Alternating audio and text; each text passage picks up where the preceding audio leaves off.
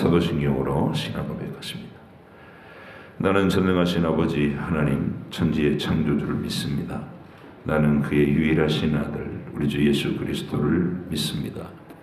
그는 성령으로 잉태되어 동정녀 마리아에게서 나시고 본디오 빌라도에게 고난을 받아 십자가에 못 박혀 죽으시고 장사된 지 사흘 만에 죽은 자 가운데서 다시 살아나셨으며 하늘에 오르시어 전능하신 아버지 하나님 우편에 앉아 계시다가 거기로부터 살아있는 자와 죽은 자를 심판하러 오십니다. 나는 성령을 믿으며 거룩한 공교회와 성도의 교제와 죄를 용서받는 것과 몸의 부활과 영생을 믿습니다. 아멘. 요한계시록 10장과 11장입니다. 내가 또 보니 힘센 다른 천사가 구름을 입고 하늘에서 내려오는데 그 머리 위에 무지개가 있고 그 얼굴은 해 같고 그 발은 불기둥 같으며 그 손에는 펴놓인 작은 두루마리를 들고 그 오른발은 바다를 밟고 왼발은 땅을 밟고 사자가 부르짖는 것 같이 큰 소리로 외치니 그가 외칠 때에 일곱 우레가 그 소리를 내어 말하더라. 일곱 우레가 말을 할 때에 내가 기록하려고 하다가 곧 들으니 하늘에서 소리가 나서 말하기를 일곱 우레가 말한 것을 임봉하고 기록하지 말라 하더라. 내가 본 바 바다와 땅을 밟고 서 있는 천사가 하늘을 향하여 오른손을 들고 세세토록 살아계시니 곧 하늘과 그 가운데 있는 물건이며 땅과 그 가운데 있는 물건이며 바다와 그 가운데 있는 물건을 창조하신 이를 가리켜 맹세하여 이르되 지체하지 아니하리니 일곱째 천사가 소리내는 날 그의 나팔을 불려고 할 때에 하나님이 그의 종 선지자들에게 전하신 복음과 같이 하나님의 그 비밀이 이루어지리라 하더라.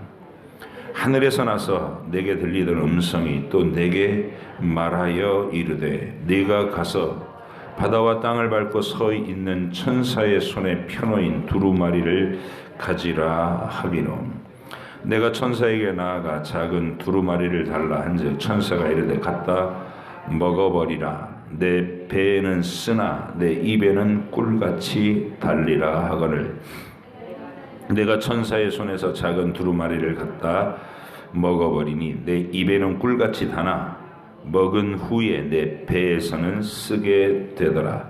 그가 내게 말하기를 네가 많은 백성과 나라와 방언과 임금에게 다시 예언하여야 하리라 하더라. 또 내게 지팡이 같은 갈대를 주며 말하기를 일어나서 하나님의 성전과 제단과 그 안에서 경배하는 자들을 측량하되 성전 바깥마당은 측량하지 말고 그냥 두라. 이것은 이방인에게 주었은즉 그들이 거룩한 성을 42달 동안 짓밟으리라. 내가 나의 두 증인에게 권세를 주리니 그들이 굵은 베옷을 입고 1260일을 예언하리라. 그들은 이 땅의 주 앞에 서 있는 두 감람나무와 두 촛대니 만일 누구든지 그들을 해하고자 하면 그들의 입에서 불이 나와서 그들의 원수를 삼켜버릴 것이요 누구든지 그들을 해하고자 하면 반드시 그와 같이 죽임을 당하리라. 그들이 권능을 가지고 하늘을 닫아 그 예언을 하는 날 동안 비가 오지 못하게 하고 또 권능을 가지고 물을 피로 변하게 하고 아무 때든지 원하는 대로 여러 가지 재앙으로 땅을 치리로다.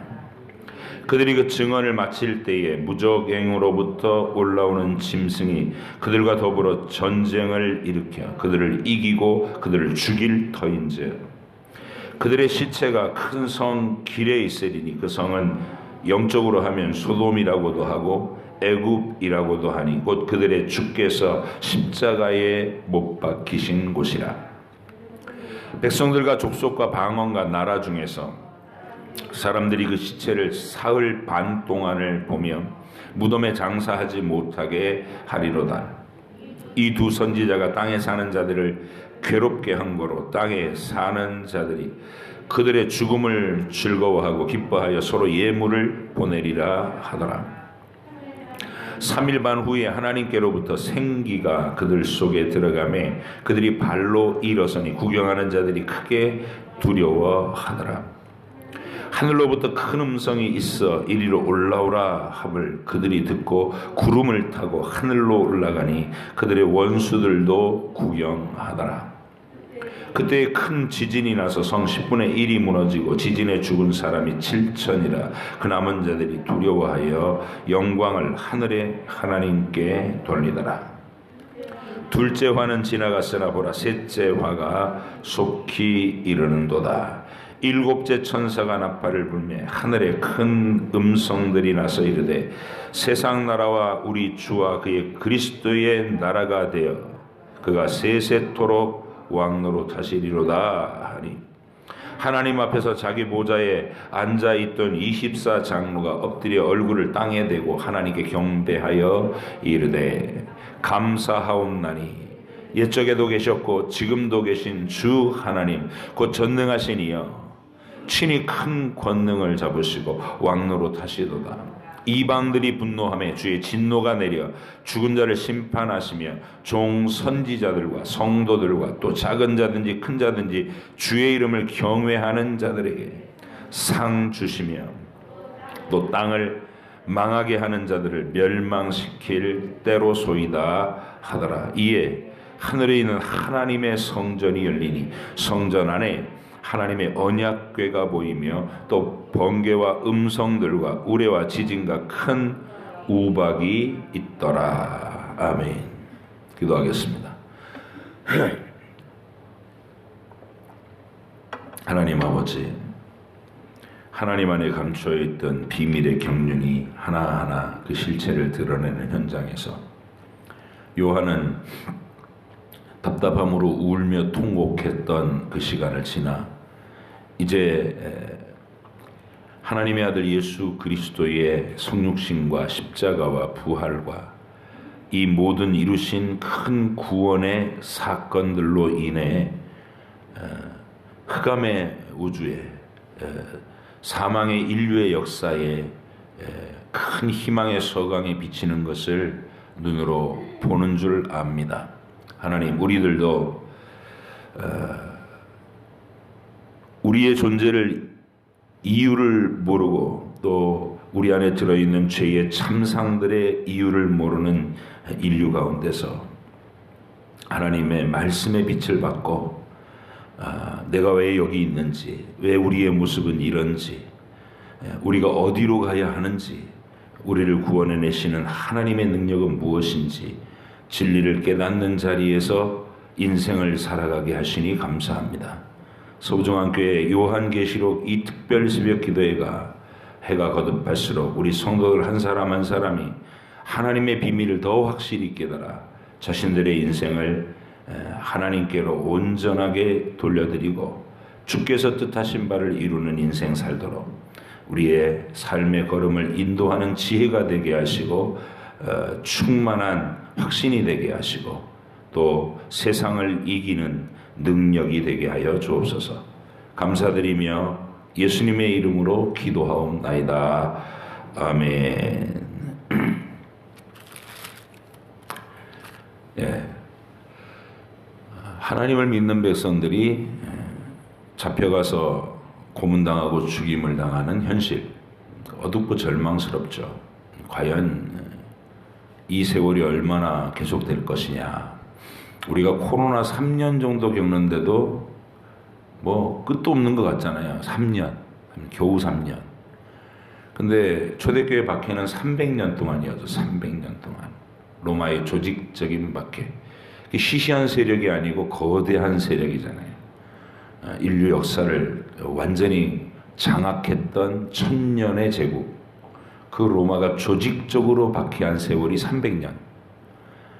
그 세월을 이 믿음과 이 기독교 신앙이 말살되지 않았다는 것이죠. 오히려 300년 후에 뚜껑을 열어보니까 로마가 기독교의 정복을 당한 거예요.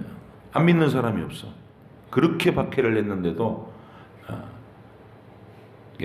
밀라노 칙령에 의해서 뚜껑을 이렇게 이제 봉인 해제, 박해 끝, 기독교인들 다 드러내고 이제 국가에서 기독교를 공식 종교로 인정하고 지원한다 이러니까 안 믿는 사람이 없는 거예요, 곳곳에서. 그 300년 동안. 이게 뭐냐? 이 능력이 뭐냐는 거예요. 그래서 우리가 우리의 삶을 살아갈 때 믿음을 가지고 살아가는 현실은 늘 비방당하고 억울함을 겪고 우리를 공격하는 세상에서, 미워하는 세상에서 우리가 악을 악으로 갚지 않고 악을 선으로 갚고 참고 인내하고 용서하고 너그럽게 대하고 이런 삶을 계속 살아갈 때 하나님의 놀라우신 능력이 우리 속에 우리가 걸어가는 길에 생명이 살아나는 역사를 주시더라는 거예요. 그런 확신을 우리가 가지고 살 수 있도록 우리를 격려하는 책 요한계시록입니다. 그래서 여기 11장까지 오는 동안에 스토리를 여러분들이 기억해 주시면 좋겠어요. 끝까지 쭉 가는데 그 중간중간에 뭐 산을 오른다고 보면 중간중간에 산장이 있는 거예요. 12장에서 다시 그림을 새롭게 하늘 위에서 시작해가지고 끝까지 22장까지를 또 새로운 힘으로 쫙 풀어나가면 되고 1장부터 11장까지 오는 동안에가 이제 우리가 이게 산등성 위로 올라가는 과정처럼 이해를 할 필요가 있는데 맨 첫 번째 장면이 힘 있는 예수, 해처럼 빛나는 예수, 압도하시는 예수라고 그랬어요. 우리 주님은 십자가를 지신 나를 위해서 힘없는 어린 양처럼 끌려가신 주님이기도 하지만 그 주님은 결코 시시한 분이 아니고 우주와 만물을 통치하시는 실제적인 권능과 힘이 있으시다. 그래서 사탄의 권세를 무너뜨렸고 끌어내리셨고 귀신들을 쫓아내셨고 질병을 고치시고 심지어는 죽은 자를 죽음의 권세에서 불러일으키기도 하시는, 그러니까 우리가 늘 고난의 현실 너머에 그토록 위대하신 주의 능력을 항상 볼 줄 알아야 되는, 그게 요한계시록 1장의 내용입니다. 힘 있는 예수를 잊지 마라. 그리고 그 예수님이 교회들을 붙잡고 계시다. 2장 3장의 역사. 한 교회 한 교회, 한 성도 한 성도를 상세하게 알고 계시고 책망을 할 때에도 간절한 사랑으로 문을 두드린다는 게 있는데, 내가 네 안에 들어가기를 원한다. 이런 사랑 기억하고, 그리고 4장에서 보좌의 영광, 하나님 보좌의 영광에 가장 측근에 24개의 왕자리가 있는 거 보니까 거기 인간이 그 자리에 앉더라. 구원받은 구약 백성 12, 신약 백성 12, 상징적인 모자예요. 천국에 가면 22명의 구원받은 사람들 중에 최고의 사람들이 거기 앉겠구나. 물론 그런데 딱 24개, 24개 왕자리, 이게 아니고 구약의 백성들, 신약의 백성들, 그 얘기하는 거예요. 그러니까 그 속에는 여러분이 있는, 여러분도 한 사람 한 사람의 왕들이라고. 그래서 우리가 이 땅에서 뭐 내 소유 그 좁은 땅덩어리에 땅도 없어가지고 겹겹이 쌓은 집에 뭐 몇 평짜리 살고 이런 것에 우리가 연연해하지 않아도 된다는 거예요. 여러분의 영토들이 있어요. 영원한 영토가, 내가 경영하고 다스리고 갖고 나갈 영원한 나의 영토가 있다. 10고을 권세도 있고 5고을 권세도 있다. 그걸 위해서 이 땅에서 힘을 다해라 이 말이에요. 그걸 위해서. 그래서 24장로 얘기는 그 얘기예요. 그 24보좌 얘기는, 하나님의 보좌 주변의 24보좌는 바로 우리의 영광의 기업이 누구에게나 면류관을 씌워주신 그 왕적 권세로 자기가 이 땅에서 보여주신 충성도만큼, 하나님 나라의 공헌도만큼, 한번 생각해 보세요. 여러분이 우리가 하나님 나라를 개국하는 그 비밀 결사되잖아요. 이 땅에서 아직 예수님이 왕으로 직접적으로 눈에 보이게 강림하시지 않았고, 전부 복음이 겉모양으로는 세상의 구박을 받는 모습으로 진행되고 있으면 우리가 지금 하나님 나라의 지하 운동을 하는 거예요. 그 나라를 개국하기 위해서 운동을 하시는 건데 여기에 공신들이라고 다. 근데 내가 얼마나 기여하느냐에 따라서 10고울의 권세도 있고 5고울의 권세도 있고 아무것도 없고 그냥 불타는 집에서 구출받은 사람처럼 턱걸이로 겨우 천국에 들어가는 사람도 있고, 이게 성경이 가르치는 내용이에요. 24개의 보좌, 하나님의 보좌의 영광이 기억하실 땐 꼭 그거 기억하세요. 나는 내 스스로 돌아볼 때 내 인생이라는 시간 동안에 주와 하나님 나라를 위해 기여했던 나의 공로는 어느 정도인가? 주님은 나에게 10고울을 주실 건가? 5고울을 주실 건가? 아니면 내가 잘한다고 생각하고 거창하게 교회 안에서 휘젓고 다녔는데 내가 주장하고 내가 건설했던 건 주님의 최후의 불의 공력이 휙 지나가니까 아무것도 안 남아. 다 타버리고 사람들이 아무도 몰라주고 아무도 주목하지 않는 자리에서 진심으로 하나님 앞에 헌신했던 사람들이 있어요. 그게 과부의 2렙돈이고 사렙다 과부가 엘리야 만나서 섬기는 그런 일이에요. 시시해 보이지만 영원한 나라에서는 결코 작지 않은 큰 권세로 기념될 이름들이 있다는 것이죠. 24개의 보좌. 그리고 이어지는 게 보좌에 앉으신 이의 오른손에 있는 임봉된 체객이었어요. 왜 임봉됐겠는가? 세상의 모든 사람들한테 펼쳐진 얘기가 아니라는 거예요. 오직 하나님이 택하신 영혼들에게만 열어 보여주시는 하나님의 비밀의 베일이라는 거예요. 멀쩡히 읽고 이 책을 완전히 달달 외워도 안 풀리는 책이에요. 그게 신비로운 베일이에요. 성경을 무신론자들이 달달 외우는 사람도 있어요. 자유주의 신학자들 자기들 이론으로 성경이 신비한 능력 이런 것들은 전부 신화적인 내용이다. 예수님의 하나님의 아들이 세상에 내려오고 죽었다가 부활하고 이런 얘기는 전부 신화적 요소다 이러면서 그거 다 발라내려고 그런 거 잘하려고 성경을 달달 외우는 사람도 있어요. 그게 자유주의 신학자들이었어요. 모든 하나님을 경외하는 믿음의 요소는 빼버리고 그냥 인간이 교훈을 취할 도덕적 요소만 뭔가 그게 이솝우화하고 똑같이 취급하는 거 성경을. 그런 사람들도 성경을 달달 외워요. 외워도 안 열리는 책. 그게 임봉된 책이라는 거예요. 이 성경은 정확하게 첫 단추에서 해결의 키가 열쇠가 있었어요. 여자의 후손이 오셔서 뱀에게 발꿈치를 물리면서 그 뱀의 머리를 밟는다. 이게 원시복음이라 그래요. 이게 열쇠예요. 그 관점으로 보지 않으면 풀리지 않는 책이에요. 하나님이 태초부터 처음부터 아담이 타락하는 그 현장에서 즉시 처방을 내리신 내용이 이렇게 이 문제를 해결할 것이다.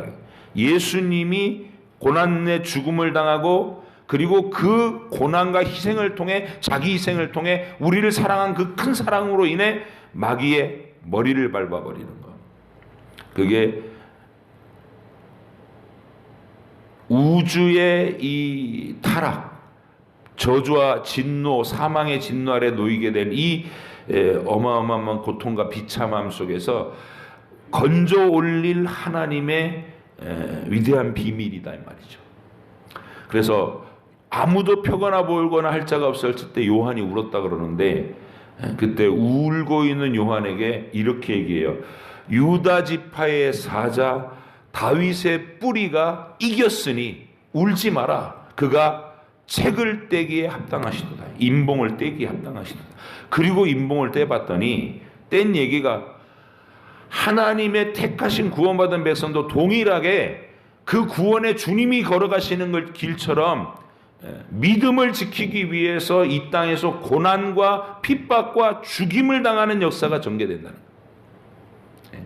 근데 그것은 멸망의 역사가 아니라 첫 번째부터 등장하는 흰 말을 타고 이기고 또 이기려고 하는 우리 주님의 승리로 시작된 싸움인데 과정에서는 우리가 죽고 망하는 것처럼 보인다고요. 순교를 당하고 고난당하고 쫓겨다니고 가난과 궁핍을 견디고. 이게 구원의 비밀이다. 이 스토리를 꼭 기억하셔야 됩니다. 그리고 중간에 네 번째 인을 뗄 때부터는 이제 먼저 죽은 이 순교자들의 영혼들이 주님의 보좌 앞에 모여서 끊임없이 얘기해요. 우리의 억울함을 신원하여 주시지 않을 때 어느 때까지입니까? 주님, 이 역사를 이 비참한 가운데 악인들이 득세하고 의인들을 죽이는 이런 뒤집혀진 세상을 언제까지 두고 보실 겁니까? 끊임없이 신원한다는 거예요. 기도한다는 거예요. 그리고 마침내 그 역사의 끝에는 모든 믿는 자들이 구원의 옷을 입고 주님을 영접하면서 승리의 큰 함성으로 결말을 맺게 되는 것. 이게 구원의 역사다. 위로가 안 되겠어요?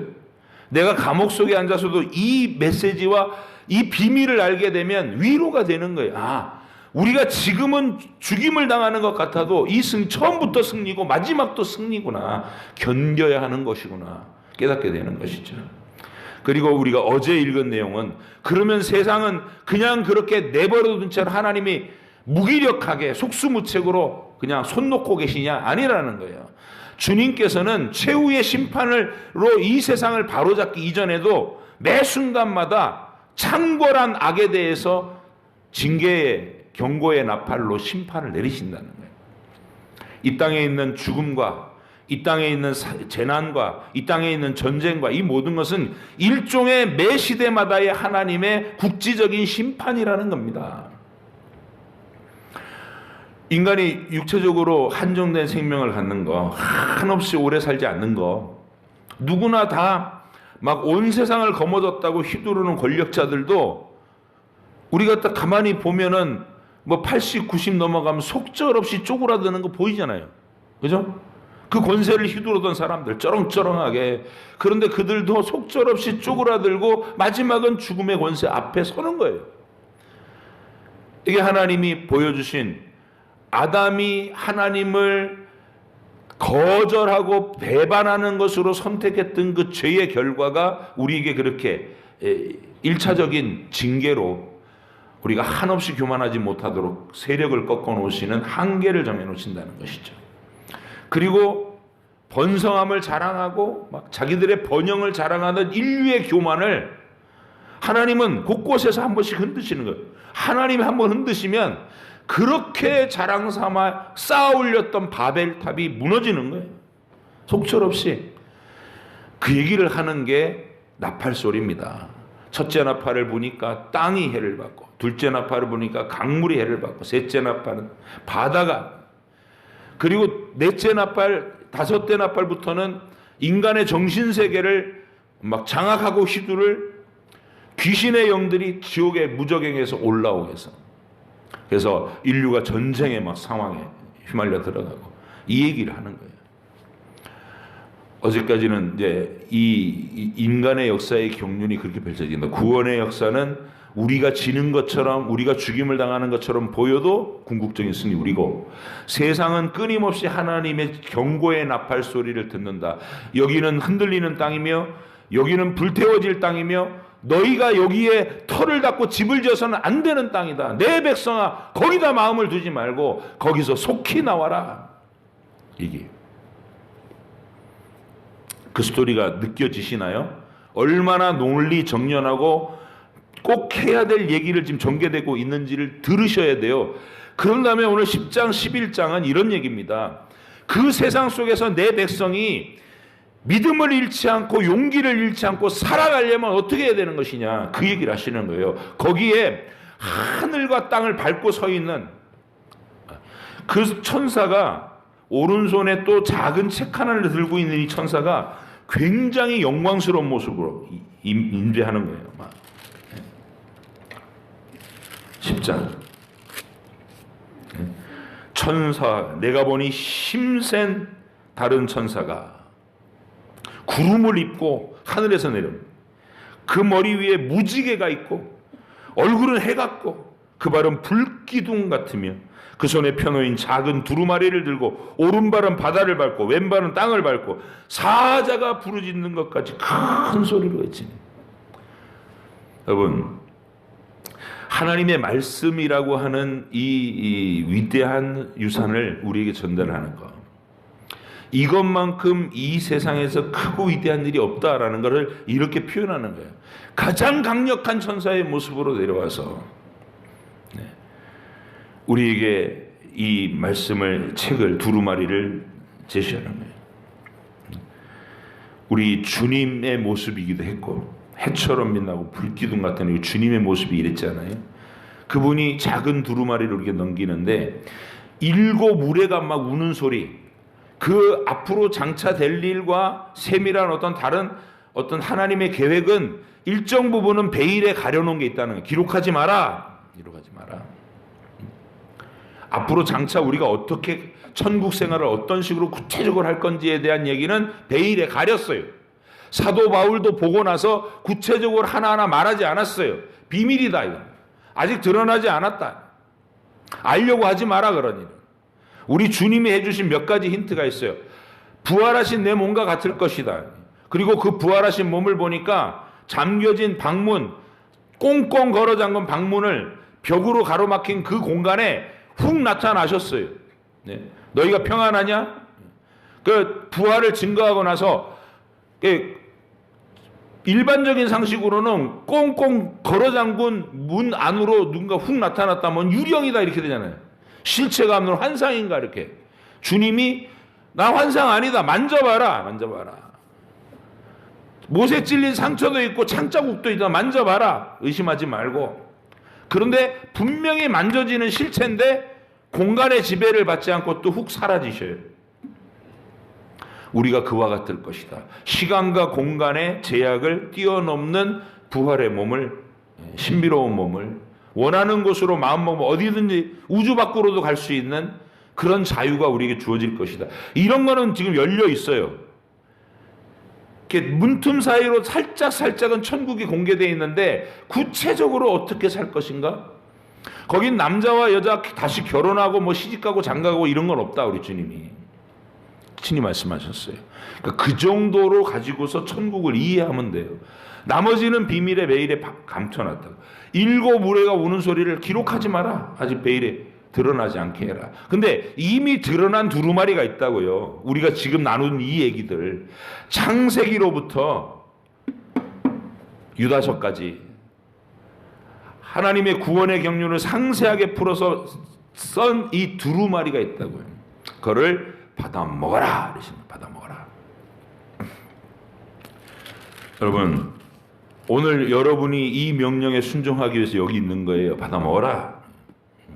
그리고 이거나 이번 요한계시록 특세만 가지고 받아 먹은 게 아니라 우리가 1년 내내 이거 순종한 거예요. 창세기부터 여기까지 오는 동안에 받아 먹어라.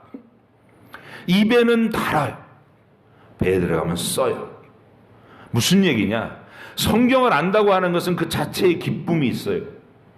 성경을 읽어나가면서 하나하나 알아가고 하나님의 말씀의 맥락을 내가 이해하게 될 때 말할 수 없는 달콤함이 그 속에 있어요. 근데 이 수준에서 그냥 이렇게 입술로 또 내가 달콤하고 재미있다고 해가지고 그걸로 자기가 그 수준이 된 줄로 알고 다른 사람한테 막 계속 가르치려고 만들고 지적하려고 만드는 그 자리에 서면 안 돼요. 배에 들어가면 써요. 하나님의 진리가 내 안에 적용되면 쓸 수밖에 없어요. 왜? 내 죄의 실상을 드러내고 나의 수준이 형편없이 하나님의 원하시는 기준에서 멀어 있다는 걸 알게 되니까 오호라 나는 비참한 사람이로다라는 탄식이 쏟아져요. 그게 로마서 7장이라고요. 로마서 7장을 통과하지 않고 8장의 영광으로 넘어가서는 안 돼요. 내 안에 쓰디쓴 내 자신을 발견하는 거예요. 하나님, 내가 내 안에 선한 것이 없습니다. 내가 비참합니다. 주님의 용서가 매 순간 필요합니다. 그러면서 울며 엎드리는 장면, 그게 배 쓴 거예요. 그러면 주님이 늘 위로하시죠. 실망하지 마라, 절망하지 마라. 내 아들 예수의 피로 너를 샀다. 견뎌라. 내가 너를 용서한다. 내일도 새롭게 시도해라. 이렇게 그냥 뭐 다 그렇고 사는 거지 하고 방탕에 방임되는 게 아니라 끝없이 용서하신 사랑 안에서 계속해서 더 적극적으로 조금이라도 더 죄의 이 악을 덜어내고 하나님을 기쁘시게 하는 쪽으로 걸어나가고 싶은 열망에 사로잡히는, 그게 두루마리를 삼킨 자, 입에는 달고 배에는 쓰다고 하는 증거인 줄 믿습니다. 여러분이 죽을 때까지 이 생활을 계속 하셔야 돼요. 나 성경 한 10번 읽어보니까 이제 빠삭해 이런 거 없어요.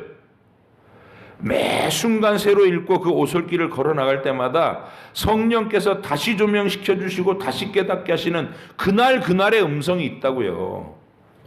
글자로 써 있는 거 말고 그 글자로 써 있는 맥락 속에서 그날 주님께서 들려주시는 생생한 오늘의 음성이 있다고요.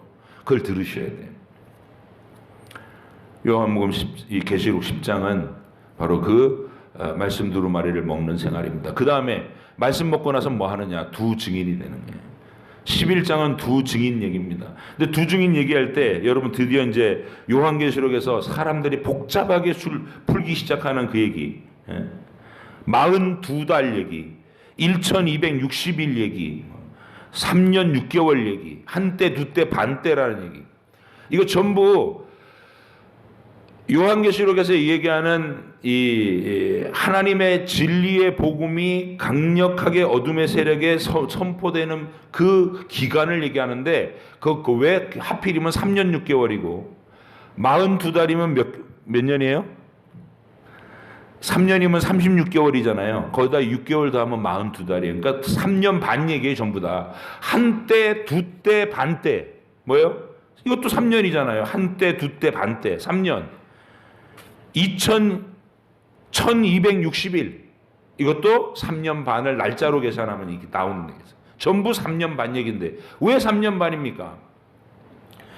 성경에서 흑암의 세력에게 강력하게 하나님 나라의 복음으로 도전하고 승리를 선언하고 그들을 내쫓아버리는 위대한 얘기는 엘리야의 사역이었어요. 3년 6개월 동안 아합의 세력에게 비가 내리지 않을 것 선포하고 부딪혀가고, 그리고 그 마지막에 하늘에서 불을 내려서 바알 선지자들을 다 처단하고 승리로, 그 혹독한 3년 6개월, 실상은 아합이 현실적으로는 막 공격해오는 그런 시간이었지만 하나님의 증인인 엘리야가 나서가지고 오히려 그 어둠을 격파하는 세월이 되는, 이게 딱 인류 역사 전체에 하나님이 하시려는 일의 취약본이란 말이에요. 3년 6개월이. 그리고 엘리야가 혼자 고난을 당하는 것 같았는데 하나님은 너 외에 다른 7,000명이 활동하고 있고 너의 역할은 이제 엘리사가 이어서 해라. 두 증인으로. 엘리야와 엘리사, 모세와 아론, 사무엘과 다윗, 전부 그 시대를 열어가는 사람들은 두 증인으로 세우셨어요. 하나님이 두세 사람이 내 이름으로 모인 곳에 증인. 예수님이 12제자를 각 동네로 퍼져서 진리의 복음을 선포할 때도 둘씩 짝을 지어서 보냈다는 두 증인, 그 얘기입니다. 여기 보니까 이렇게 해석해야 될 당연한 힌트가 나오는데 6절 보세요. 11장 6절. 그들이 그 권능을 가지고 하늘을 닫아 그 예언하는 날 동안 비가 오지 못하게 하고 또 그 권능을 가지고 물을 피로 변하게 하고, 시대도 맞지 않는 두 사람이 연상되죠. 비가 오지 못하게 하고 누구예요? 엘리야. 또 뭐예요? 물을 피로 변하게 하고 누구예요? 모세. 어느 시대나 있었다는 거예요, 이 두 증인. 그러면 말씀을 먹은 자가 둘씩 짝을 이루어서 하나님의 권세를 대적하는 흑암의 도시 속으로 들어가서 그들 속에 복음을 전하고 하나님의 심판을 전하는, 이게 우리의 복음의 사역이다. 그럼 초대교회 성도들이 이 얘기를 읽으면서 우리가 하고 있는 일이 이 일이네 하고 깨닫게 되는 것이죠. 근데 보니까 갑자기 이 두 선지자가 죽임을 당해요. 죽임을 당하니까 세상이 어떻게 반응하냐면, 이야, 우리를 번거롭게 하던 것들이 다 소멸됐다, 막 박수치면서 자기들끼리 선물을 보내요. 세상이 사실은 복음 전파자들 곤혹스러워 하잖아요. 우리도 사실은 그거를 즐거워하지 않잖아요. 세련된 깨끗하게 정돈된 지하철에서 사람들이 저마다 자기 자유로움을 침해받지 않고 조용히 뭐 핸드폰을 하거나 뭐 대다수 핸드폰 하죠. 거기서 쓸모 있는 것을 보고 있는 사람이 얼마나 될지 모르겠어요. 드라마 보거나 히히덕거리는 무슨 예능을 보거나 뭐 스포츠를 보거나 이러겠죠. 그 시간들을. 근데 그 조용하게 서로 방해하지 않는 공간에 저쪽에서부터 막 비집고 들어와서 예수 믿으십시오.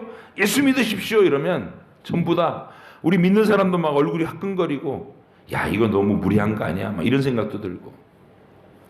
근데 하나님은 그렇게 미련한 전도의 방식으로 이 땅에 계속해서 예수의 이름이 선포되게 하셨고 예수님을 믿지 않으면 구원을 얻을 수 없다는 위대한 심판의 진리를 선언하게 하셨어요. 이게 세상 사람들을 자꾸 화나게 만드는 거예요.